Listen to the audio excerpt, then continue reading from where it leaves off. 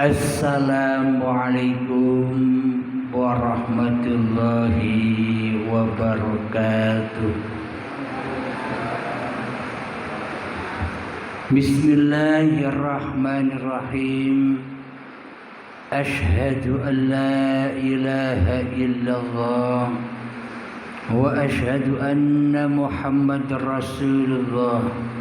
Allahumma salli ala Sayyidina Muhammad wa ala ali Sayyidina Muhammad. Rabbi israh li sadri wa yassir li amri wahlul 'uqdatam min lisani yafqahu qawli. Amin. Bismillahirrahmanirrahim. Salam takzimku buat para sahabat-sahabat tercinta dimanapun Anda berada, terkhususnya yang hadir di malam pengajian rutinan ini. Semoga kita semua selalu di dalam lindungan Allah Subhanahu wa ta'ala. Amin ya rabbal alamin. Sebelum kita mulai kajian ini, marilah bersama membacakan sholawat dhalimin daf'ul bala agar terjaga kita dari dhalim-dhalimnya hati kepada Allah Subhanahu wa ta'ala. Allahumma sholli ala sayyidina Muhammad wa asqi lil zalimin bil zalimin.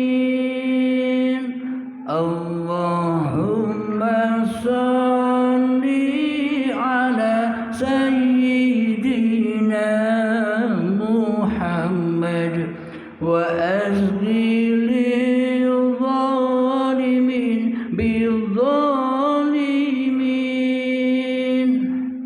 wa akhrijna min bainihim salimin wa ala alihi wa sahbihi ajma'in. Allah wujud kita baqa mukhalafatu lil hawadithi qiyamuhu binafsihi wahdaniyah qudrat irada ilmu hayat sama' basar kalam qadiran muridan aliman hayyan sami'an basiran mutakalliman. Alhamdulillahi rabbil alamin. Pada malam ini kita meneruskan kajian tentang sifat-sifat wajibnya Allah dan sifat muhalnya Allah yang kelima, yakni qiyamuhu binafsihi, yakni Allah berdiri pada zatnya sendiri. Sifat muhalnya kebalikannya adalah ihtiyazu li ghairihi, butuh dengan yang lain, yakni selain Allah pasti butuh dengan yang lain. Siapakah selain Allah itu? Ya termasuk diri manusia kita inilah butuh kepada manusia yang lain. Kalau kita lihat secara syariatnya, seolah-olah orang lainlah yang membantu kita.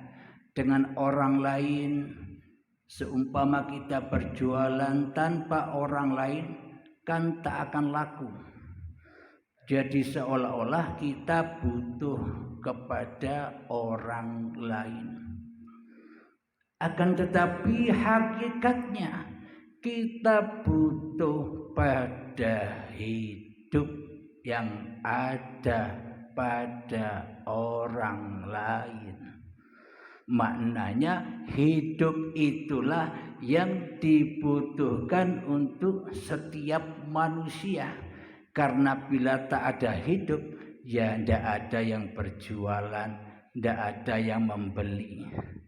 Kesemuanya pulangnya roji'unya kepada hidup, yakni uripe Allah. Contoh qiyamuhu binafsihinya Allah. Coba kita lihat pohon-pohon itu, tumbuh-tumbuhan itu, kira-kira ada yang membantu memberdirikan tumbuh-tumbuhan itu, bagaimana ia berdiri. Bila di dalam tumbuhan itu tak ada hidup, tak ada uripe Allah, mana mungkin tumbuh-tumbuhan itu bisa berdiri tegak. Itu tumbuh-tumbuhan, berdirinya tumbuh-tumbuhan adalah karena ada apa? Karena ada uripe Allah. Jadi hakikatnya yang berdiri bukan makhluknya, tapi yang berdiri adalah uripe Allah, hayatullah. Ketika kita melihat anak sapi yang baru dilahirkan, kira-kira apakah induknya membantu memberdirikan anak sapinya supaya bisa berdiri? Kan anak sapi itu kan berdiri dengan sendirinya. Anak ayam berdiri dengan sendirinya tanpa bantuan yang lain. Kita pun juga berdiri sendiri, jalan sendiri, berlari sendiri tanpa dipapah oleh orang lain. Itulah makna hakikatnya qiyamuhu binafsihinya Allah teraplikasi di dalam uripe Allah, hidup yang menghidupi seluruh makhluknya. Karena hidup, karena Allah lah sang pencipta seluruh makhluknya.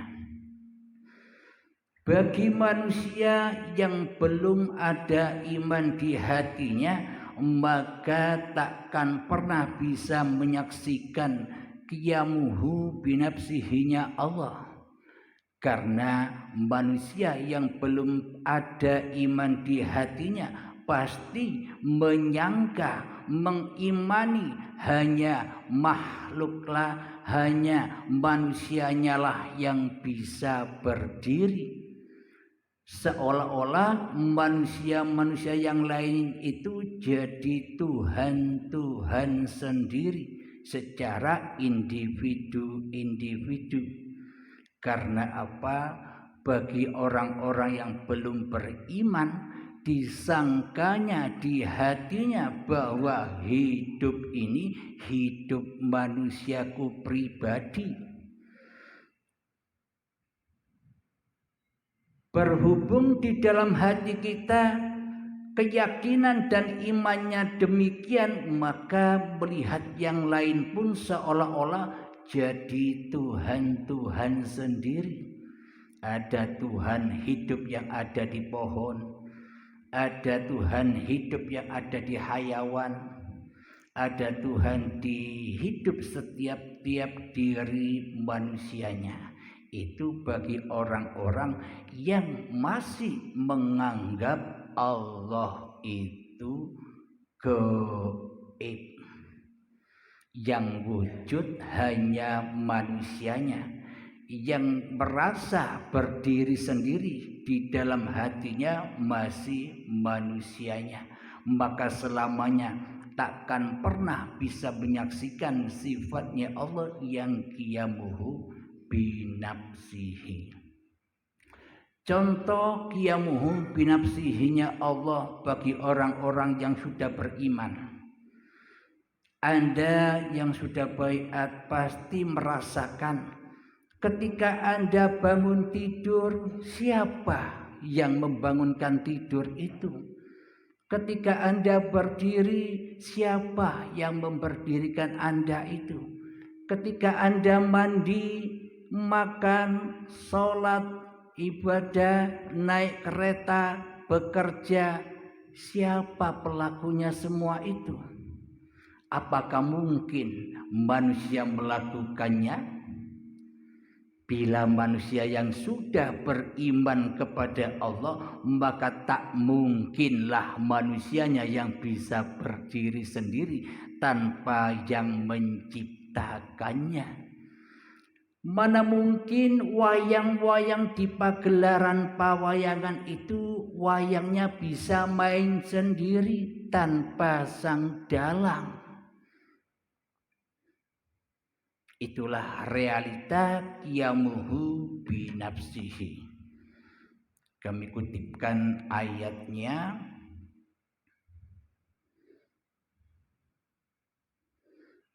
Bismillahirrahmanirrahim, di dalam surat Al-Imran ayat 165. Bismillahirrahmanirrahim. أولما أصابتكم مصيبة قد أصبتم مثليها قلتم أنى هذا قل هو من عند أنفسكم Innallaha ala kulli syai'in qadir. Maknanya adalah, ini yang kita tekankan di dalam innallaha ala kulli syai'in qadir, bahwa sesungguhnya Allah itu berkuasa atas segala sesuatu, termasuk diri manusia. Anda itulah yang dikuasai oleh Allah. Inilah makna qiyamuhu binafsihi.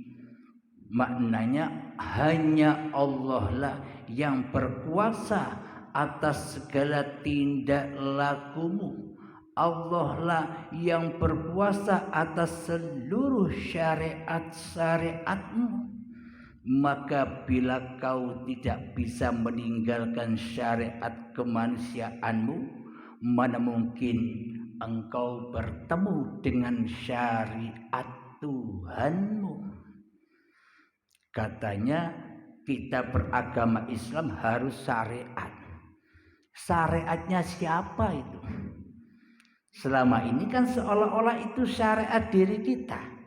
Padahal di dalam agama Islam menjalankan syariatnya Allah.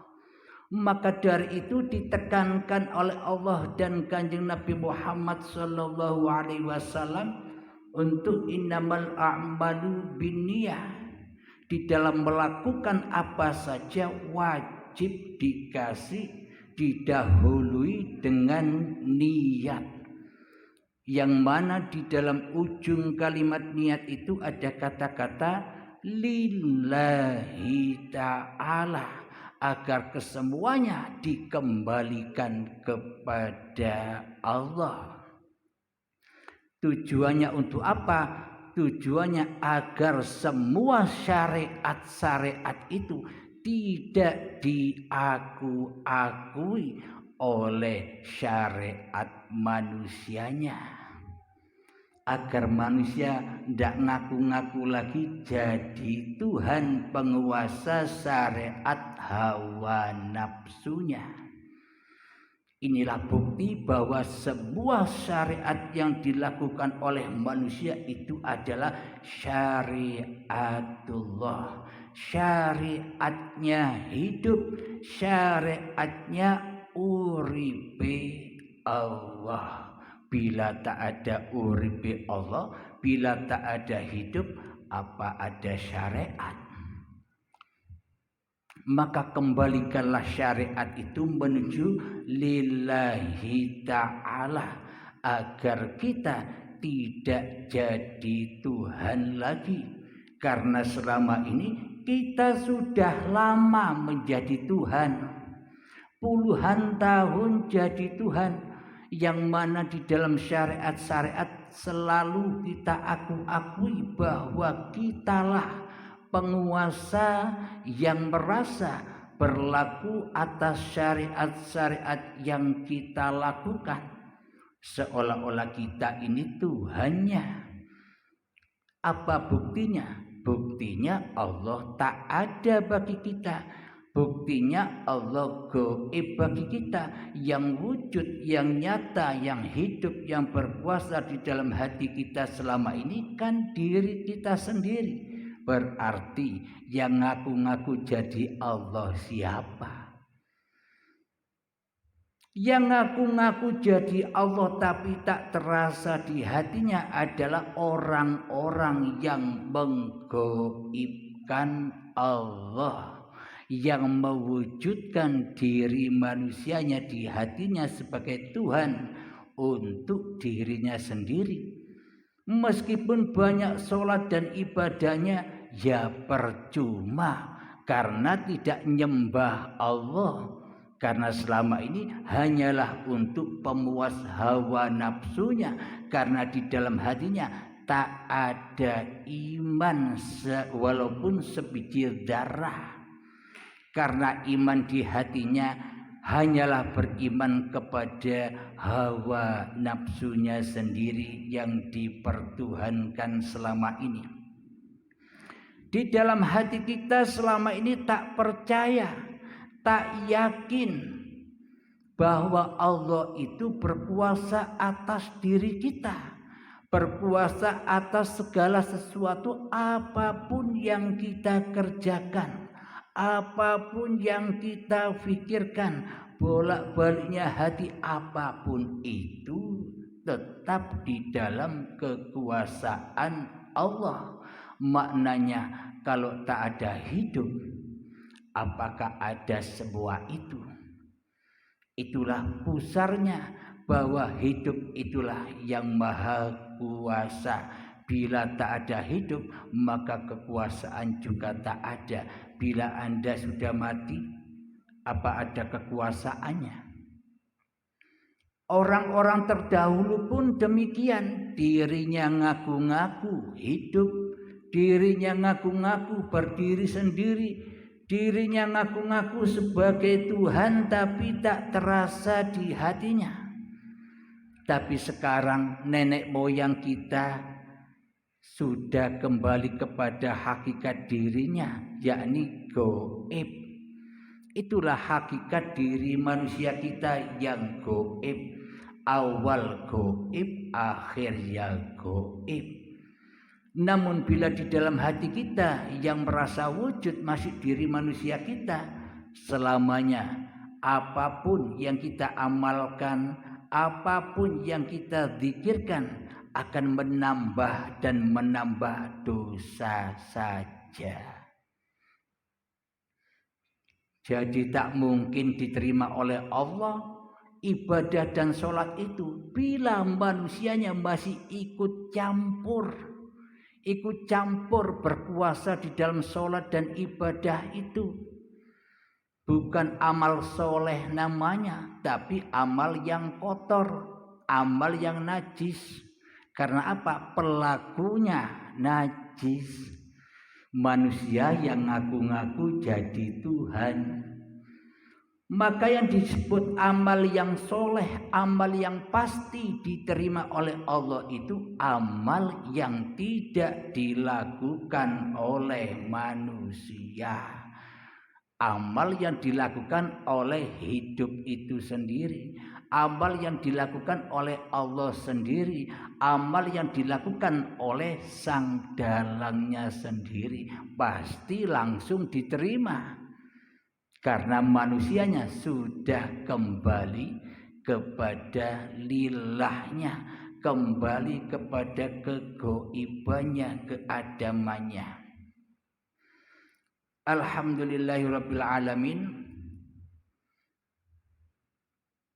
Jadi qiyamuhu binafsihi itu adalah hidup yang menghidupi alam semesta ini.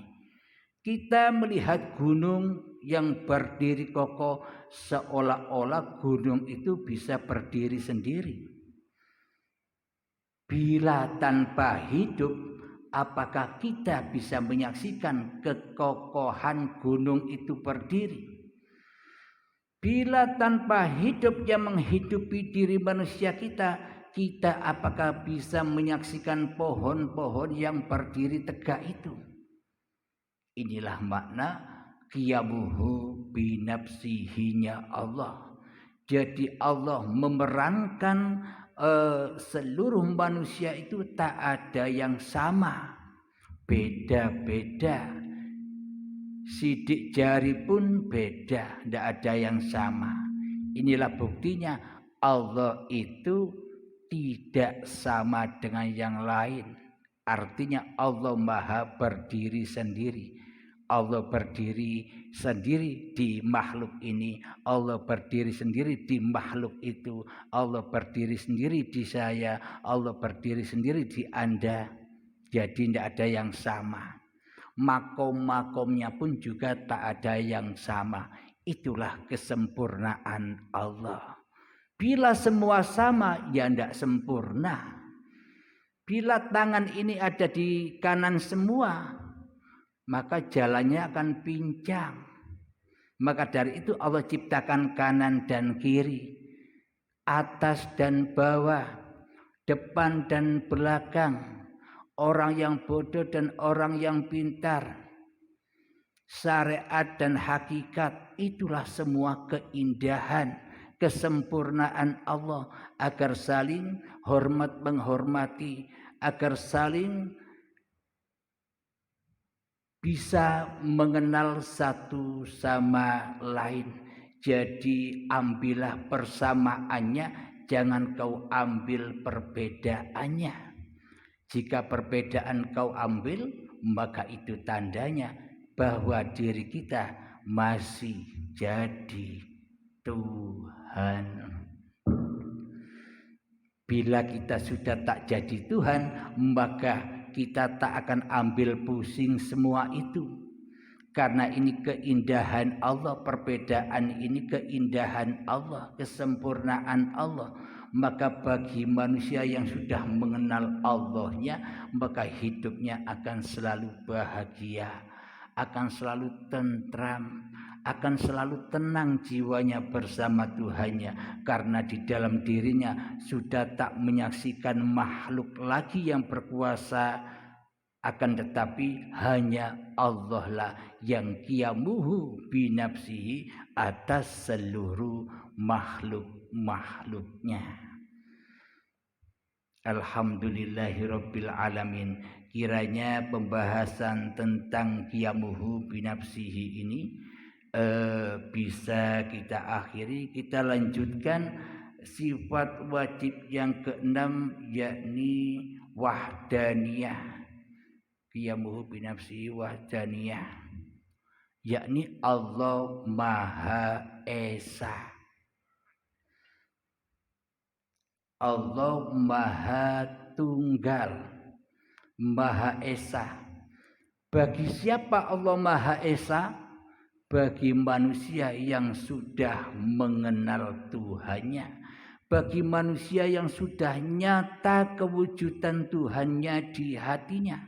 Namun bagi manusia yang belum bertuhan, yang ada di dalam hawa nafsunya, hanya kekuasaan hawa nafsunya, maka tak akan bisa merasakan wahdaniyatnya Allah di segala penjuru, di apa-apa dan di siapa-siapa.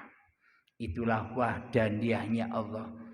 Allah berwahdaniyah atas gunung, atas lautan, atas langit, bumi. Semua apa yang kita saksikan itulah wahdaniyahnya Allah, itulah esanya Allah. Karena segala sesuatu itu bisa nampak karena ada Allah. Bila tak ada Allah, maka segalanya tak akan nampak, tak akan wujud. Tanpa Allah, masjid ini, pengajian ini ya tak wujud bagi Anda. Dengan Allah lah maka wujudlah pengajian ini. Wujudlah Anda berangkat dari rumah tadi, terwujud semuanya. Dengan kun fayakunnya Allah, kun fayakunnya hidup. Inilah kesaktian Allah itu. Kesaktian Allah, kemahabesaran Allah, kemahasucian Allah akan dirasakan bagi orang-orang yang sudah kembali di sisi Allah.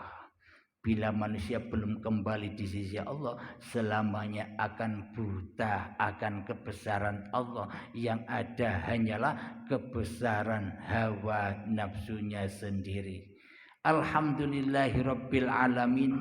Meskipun sangat singkat, tapi yang terpenting mengena dan logika di hati itu semua. Alhamdulillahirabbil alamin. Saya akhiri dulu untuk pengajian malam ini, nanti diteruskan dengan tanya jawab yang panjang. Sebelum kita akhiri, kita akan membacakan dulu salawat Dhalibin Jabul Bala. Allahumma salli ala sayyidina Muhammad wa asghil dhalimin bidzalimin. Allahumma salli ala sayyidina Muhammad wa asghil dhalimin bidzalimin wa akhrijna min bainihim salimin wa ala alihi wa sahbihi ajma'in. Alhamdulillahi rabbil alamin. Allahumma salli ala sayyidina Muhammad wa ala ali sayyidina Muhammad. Allahumma ya qadiyal hajat, Allahumma ya mujibad da'wat, Allahumma ya rafi'ad darajat, Allahumma ya muhillal muskilat, Allahumma ya safiyal amrat, Allahumma ya kafiyal muhimmat, Allahumma ya dafi'al baliyat, Allahumma akhtim lana bil iman, Allahumma akhtim lana bil islam. Rabbana atina fid dunya hasanah wa fil akhirati hasanah wa qina adzabannar. Wa sallallahu ala sayyidina Muhammad wa ala alihi wa sahbihi wasallam walhamdulillahi rabbil alamin. Akhir kalam, assalamualaikum warahmatullahi wabarakatuh. Saya mau bertanya, minta maaf, minta ampun. Apakah ada yang tinggi daripada hidup nilai? Mohon penjelasan. Alhamdulillahirabbil alamin. Apakah ada yang lebih tinggi daripada hidup?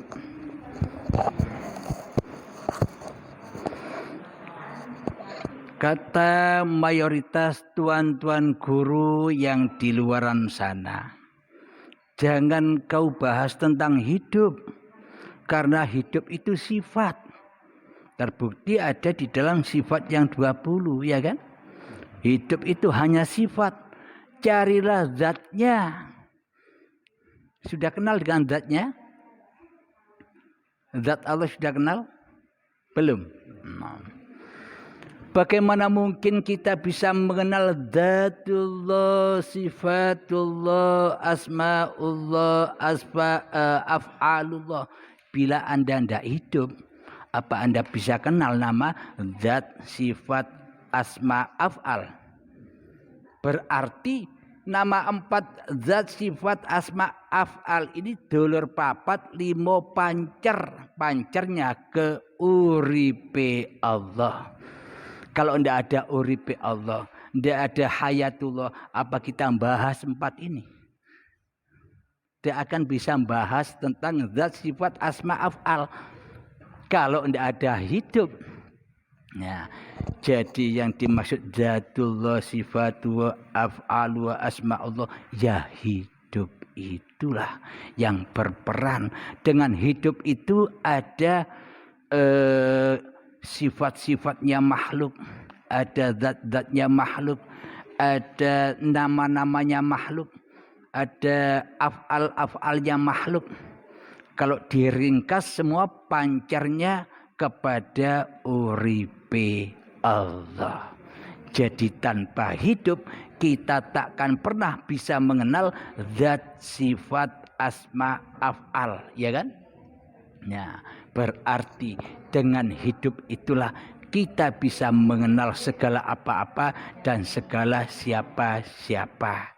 Jadi untuk mengenal itu semua Kanjeng Nabi Muhammad saja disuruh baca.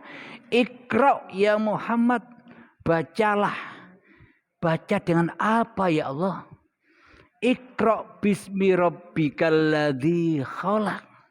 Bacalah dirimu itu. Dengan apa kau baca dirimu? Dengan Tuhanmu yang menciptakan kamu. Jadi cara bacanya ya dengan Tuhanmu yang menciptakan kamu. Tidak bisa baca diri sendiri. Maknanya kita ini berawal dari apa?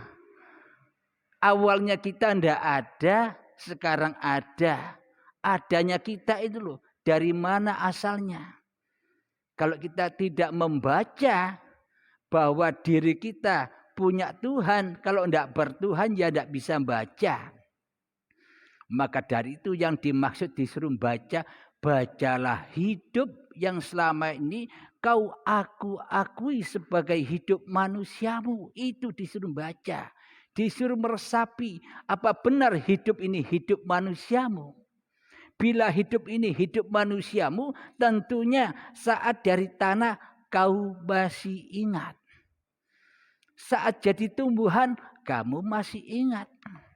Saat jadi makanan, buah-buahan, sayuran dan padi, Anda masih ingat. Bila memang hidup ini hidupnya manusia.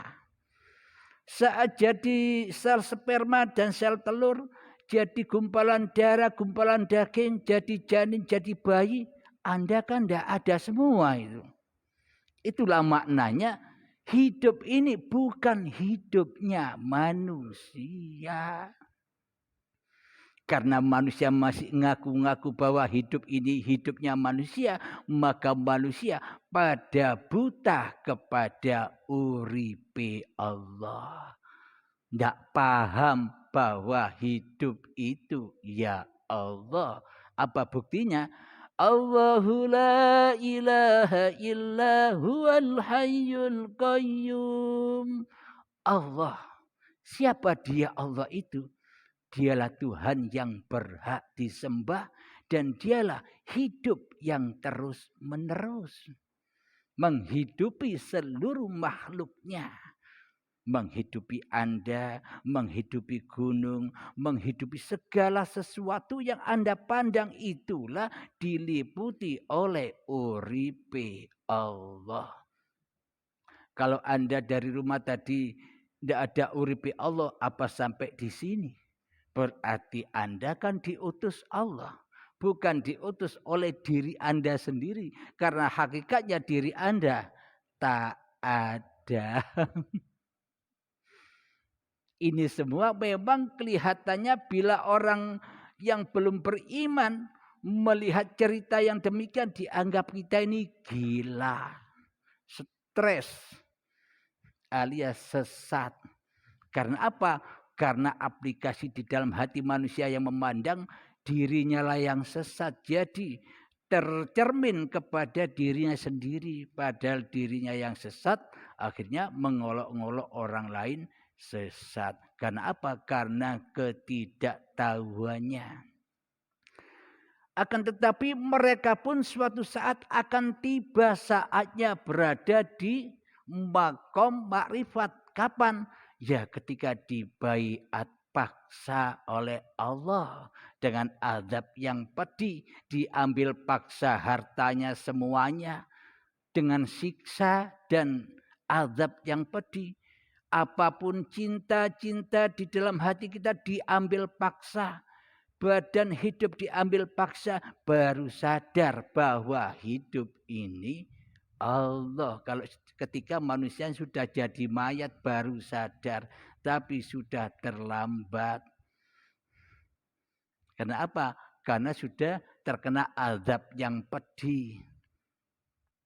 Alhamdulillahirabbil alamin. Kira-kira jawabannya bisa diterima? Alhamdulillahirabbil alamin. Monggo yang lainnya. Mungkin Bapak Komandan ini mau bertanya. Komandan Soekarno, monggo.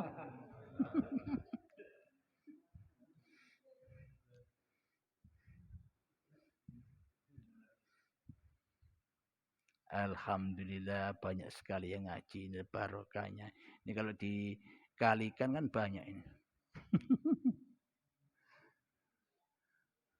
Kiai Haji Teza, ada yang ditanyakan?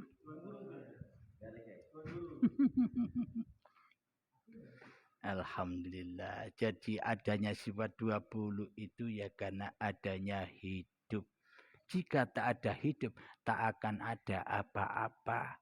Tidak akan ada pagelaran dunia.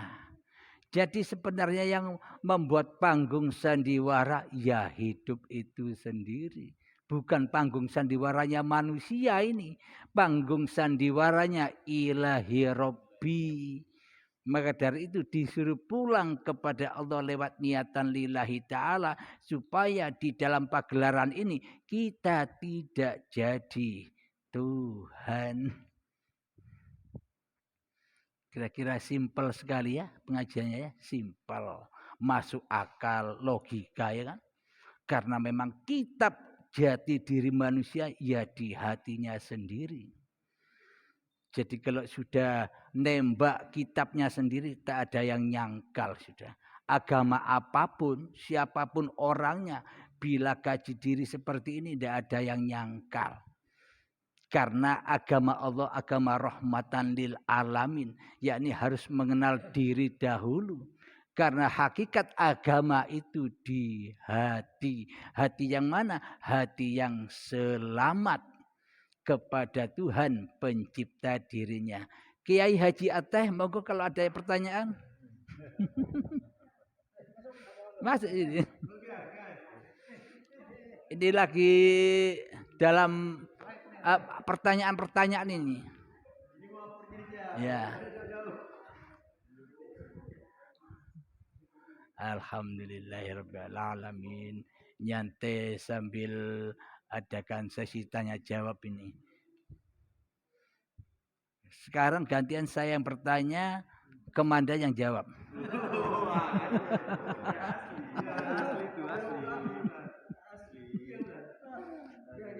Iya, ya Pak ya, saya yang bertanya ya.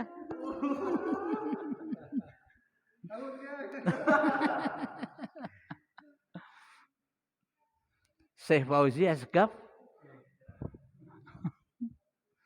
Alhamdulillahirabbil alamin.